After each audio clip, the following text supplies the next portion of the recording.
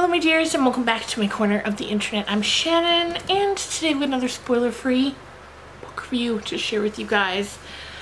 And I know I say this a lot, but I'm very excited to tell you guys about this one.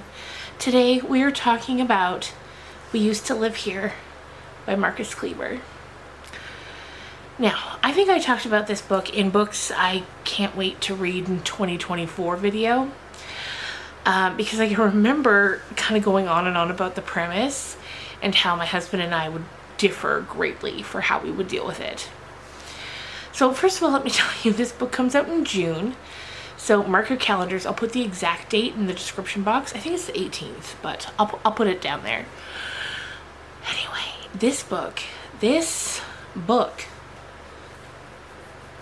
scared me so bad. And I don't say that lightly. I read a lot of horror, and it takes a lot to hit that certain nerve. I guess because horror is so subjective.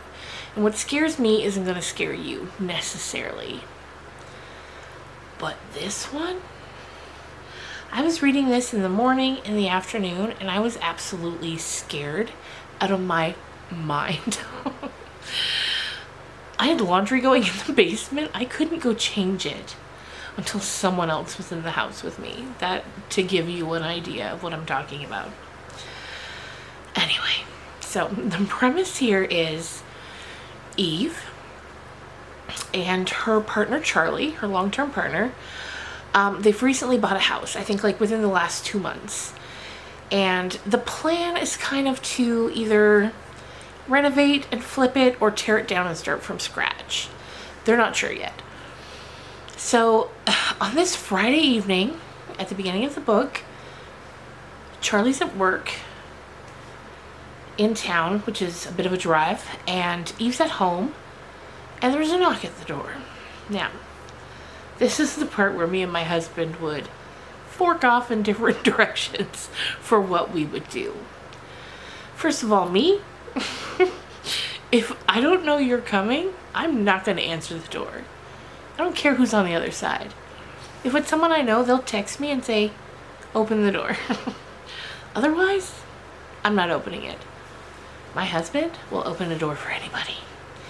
And if he opened that door and came face to face with what Eve came face to face with, he would invite them in. So she opens the door. And it's this family, a mom, a dad, and 3 kids. And the dad's like, hey, I grew up in this house. Can I come in? And now, to Eve's credit, she's not immediately wanting to let them in. But she kind of can't come up with a reason why she can't. So, she lets them in. And he's like, 10, 15 minutes tops. I just want to show my kids where I grew up.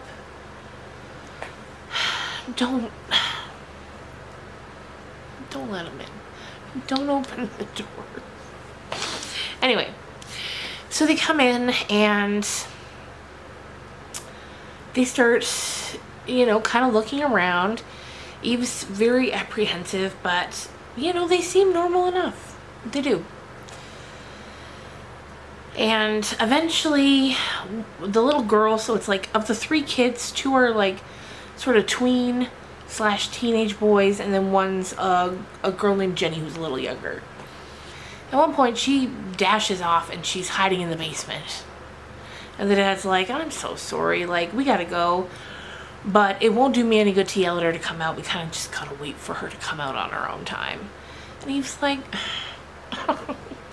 So this pushes back, they're leaving, and eventually Charlie, Eve's partner, comes home, and she's like, well, you guys can stay for dinner if you want. And Eve's like, what are you talking about? And Charlie's like, no, it's fine, you can stay.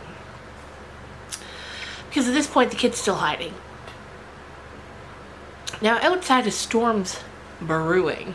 So Charlie and Eve are both kind of like, we gotta get this, have dinner and then get them out as quickly as possible, because they remember the realtor telling them there's only one way in, one way out. So they're both kind of like, we got to get them out of here before the storm gets too bad and they can't leave. Eventually the little girl appears they go on their way. But then Charlie looks at her phone and she's like, the bridge is closed. They're not going to be able to get out of here. So then we cut to the family spending the night. And that's kind of the inciting incident that kicks everything off for the rest of the book. Now, cut in between chapters are documents. Documents about different things. Different weird things, weird phenomena.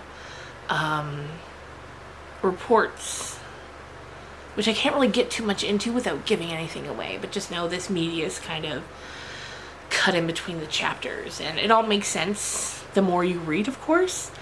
But there are also hidden messages within these documents, some of which I was interested to try to figure out as I went. Like, on one of them, there are random capitalized letters which you can piece together to make a little saying, which was fun to do. And then at the end of a lot of these, there's a little bit of Morse code.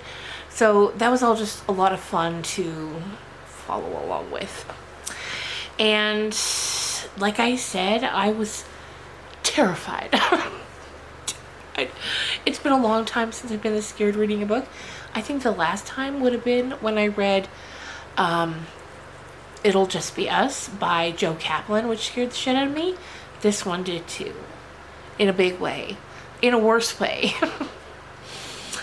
But in a good way, you know what I mean? Because that's what you want. So often you read a horror book and you're like, okay, that was fun. That was a little spooky, but like it doesn't get under your skin.